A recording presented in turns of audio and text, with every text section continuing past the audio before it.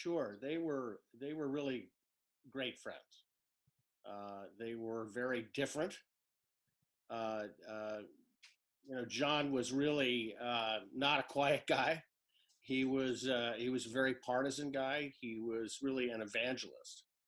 And Dad was, quieter, except for his laugh. And he intuitively crossed party lines, and he was a conciliator. But but they cared deeply about each other, and they spent an enormous amount of time together, and served on a lot of different. They served on the same committee, the Ways and Means Committee, and they were co-chairman of the Faith and Policy Institute. And Dad uh, always was embarrassed to even be in the same sentence as John, who he considered an icon.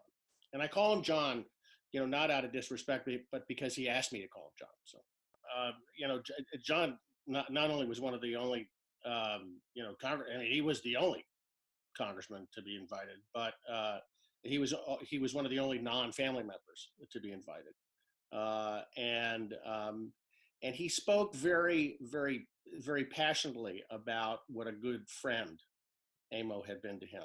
And I know that Dad was deeply touched by that and felt the same way.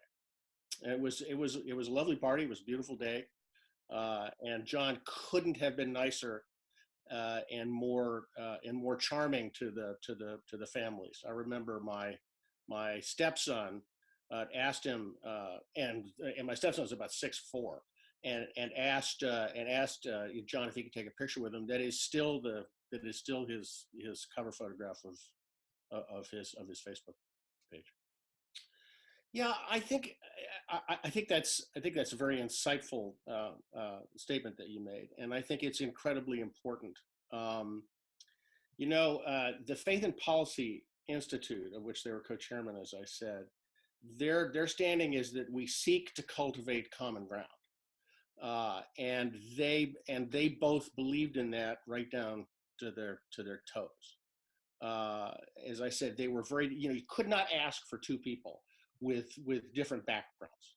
I mean, John was born, to sharecroppers, and Dad lived, a pretty privileged life, and yet they had this commonality of faith, and of the belief in the country, and of decency and civility, and that's something that needs to be emphasized more and more. I mean, especially now. Yeah. I was with my father in the Charlotte airport, and he was going. And this is when he was a congressman. He was going back to Washington, and I was going to New York. And we're waiting, and my flight leaves a little later than his, so I'm waiting in line with him. And John Lewis walks up, and John Lewis is on the same flight back to Washington. And he says something to Dad. And Dad turns to me and says, "You got to go. We have to talk." And they went over and sat down in the waiting area and talked with incredible intensity. Now, the other story I will tell you is that they were in the same congressional class, which means they were elected in the same year, in 1986.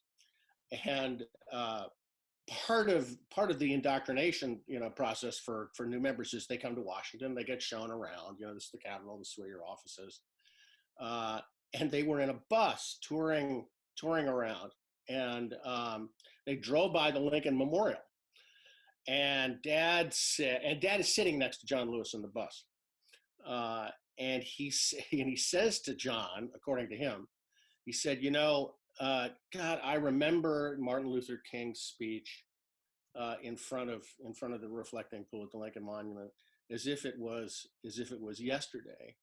Do you remember where you were? And John Lewis said, "Yes, Amo, I was about 3 feet from him." And my father was incredibly embarrassed. And John said, "Don't worry, Amo, you'll get over it." And he did, and they became really lifelong friends. They took, and I'll say this one final thing, Austin. One of the great commonalities that they had is that they took what they did with really seriously. the mission that they were on, the goals that they wanted to accomplish, but they didn't take themselves seriously. And they knew that they were children of God, and they knew that that they had a place on, they had work to do, and it wasn't always their call what work they got to do. So it was a remarkable friendship.